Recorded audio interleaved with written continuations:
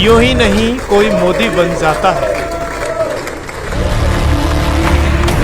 वो भारत की विदेशों में जय जयकार करवा रहा था। देश में बैठे पप्पू मोदी हराओ के नारे लगवा रहे थे।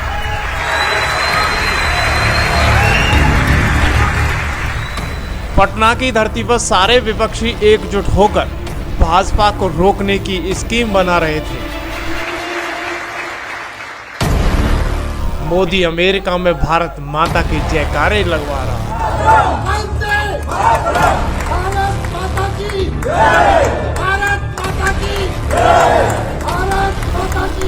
संसद में खड़े होकर 15 बार सारे सांसद मोदी यानी भारत के सपूत का अभिवादन कर रहे थे, लेकिन पटना में बैठा विपक्ष मोदी भगाओ के नारे लगवा रहे थे। काश यूं ही नहीं मोदी बन जाता। आइए हम आपको बताते हैं बारी बारी से कि कैसे भारत के प्रधानमंत्री ने अमेरिका की संसद में बारी बारी से अपने विचारों को सारे सांसदों के सामने रखा।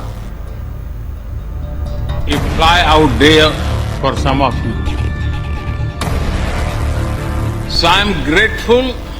जब मोदी बोल रहे थे तो सारे सांसद खड़े होकर अभिवादन कर रहे थे। दरअसल जैसे ही मोदी ने संसद में पैर रखा वैसे ही मोदी मोदी के नारे लगने लगे थे, लेकिन भारत में बैठा विपक्ष टकटकी लगाए बैठा था कि क्या मोदी नया कुछ बोलेगा। इस राजनीतिक गलियारों में नया कुछ बताने के लिए हम आपको लिए चलते हैं अमेरिका की संसद में मोदी ने किन अहम बिंदुओं पर चर्चा की। सबसे बड़ा बिंदु, वैसे ही मोदी ने अमेरिकी संसद में AI यानी आर्टिफिशियल इंटेलिजेंसी की परिभाषा को बदलते हुए कहा, A का मतलब अमेरिका और I का मतलब इंडिया बताया तो वैसे ही तालियां बजने लगी। इतना ही नहीं, उन्होंने कहा कि जिस तरीके से दोनों देश मिल रहे हैं वैसे ही दोनों देश आगे बढ़कर प्रत्येक फील्ड में तरक्की करेंगे। Past few years, there have been many advances in AI, artificial intelligence. At the same time, there have been even more momentous development in another AI, America and India.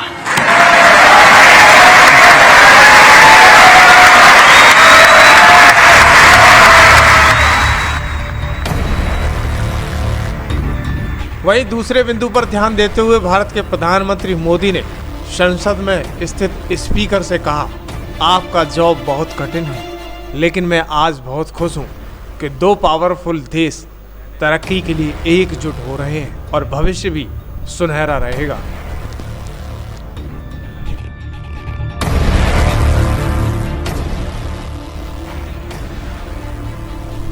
वहीं अगले पॉइंट पर मोदी ने संसद में बोलते हुए कहा, भारत के लोग पूरे विश्व में हैं, लेकिन अमेरिका ने सभी को राजनीति में बराबर का हिस्सा दिया है।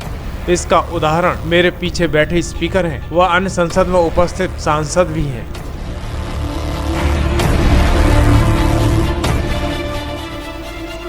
वहीं अगले पॉइंट में मोदी ने कहा कि जब मैं पहली बार अमेरिका आया था तब भारत की विश्व में 10वीं इकोनॉमी थी, लेकिन अब जब मैं दोबारा अमेरिका आया हूं तब विश्व की 5वें नंबर की इकोनॉमी हो चुकी है और बहुत जल्द भारत विश्व के 3रे नंबर की इकोनॉमी में होगा।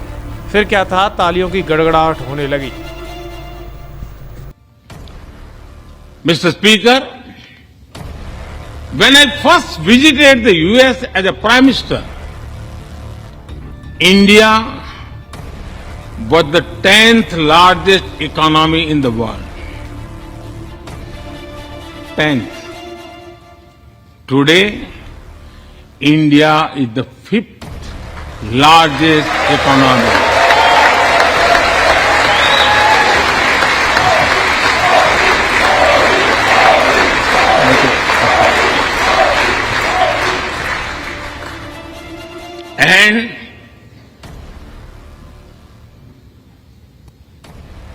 And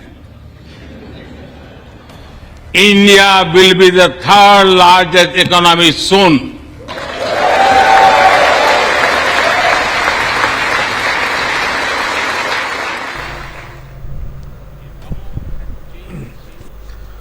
वहीं प्रधानमंत्री मोदी ने कहा कि भारत में सोशल मीडियाओं पर युवा जमकर कार्य कर रहे हैं। डेटा साइंस हो, डिजिटल इंडिया हो या फिर एआई प्लेटफॉर्म जैसे हो, इन सब में भारत के युवा बढ़ चढ़कर वर्क कर रहे हैं। वहीं डिजिटल इंडिया का सपना साकार करते हुए दिखाई दे रहे हैं। हजारों युवा फेसबुक, इंस्टाग्राम, ट्विटर व अन्य सोशल मीडिया पर पैसे भी कमा रहे हैं और भारत डिजिटल सपने को साकार करने के लिए अहम भूमिका अदा कर रहा है।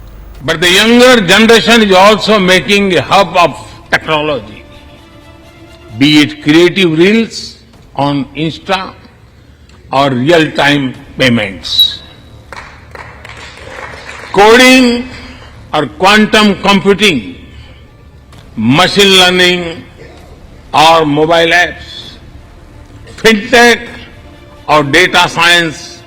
The youth of India are a great example of how a society can embrace latest technology.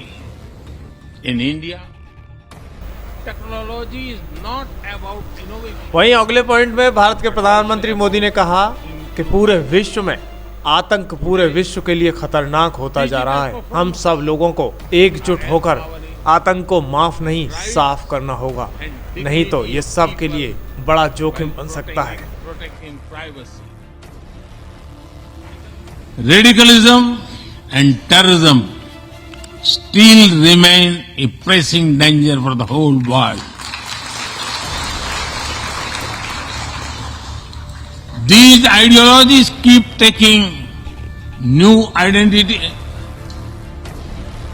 and forms, but their intentions are the same. Terrorism is an enemy of humanity, and there can be no ifs and buts in dealing with it. ये भारत के प्रधानमंत्री मोदी द्वारा America की संसद में बोले जाने वो अहम पॉइंट थे जिनको लेकर चारों तरफ तालियों की गड़गड़ाहट हो रही थी। संसद हो या संसद से बाहर हो, मोदी में होता हुआ दिखाई दे रहा था। लेकिन विपक्ष में बैठे नेता राहुल गांधी पटना की बैठक में बीजेपी पर नफरत, हिंसा और बांटने का आरोप थोपते हुए बीजेपी को हराने के लिए मंच से नारे लगवा रहे थे। तो इस दौरान राहुल गांधी ने कहा कि कांग्रेस गरीबों के साथ खड़ी है, पूरा देश समझ गया है।